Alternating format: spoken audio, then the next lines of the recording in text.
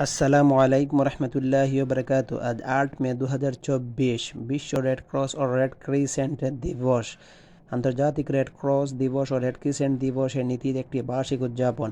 বিশ্ব red cross দিবস red crescent day নামেও পরিচিত। প্রতি বছর 8 মে বিশ্ব রেড ক্রস দিবস ও রেড ক্রিসেন্ট দিবস পালিত হয়।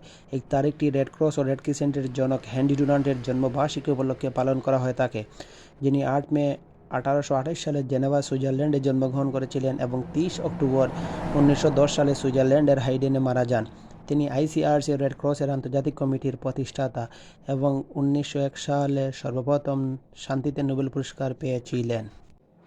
আন্তর্জাতিক রেড ক্রস ও রেড ক্রিসেন্ট আন্দোলন বিশ্বব্যাপী প্রায় 97 মিলিয়ন স্বেচ্ছাসেবী ও সদস্য এবং কর্মী সহ একটি আন্তর্জাতিক মানবিক আন্দোলন, যা মানুষের জীবন, স্বাস্থ্য রক্ষা, সব মানুষের প্রতি শ্রদ্ধা নিশ্চিত করে এবং মানুষের দুর্ভোগ প্রতিরোধ করার জন্য প্রতিষ্ঠিত হয়েছিল।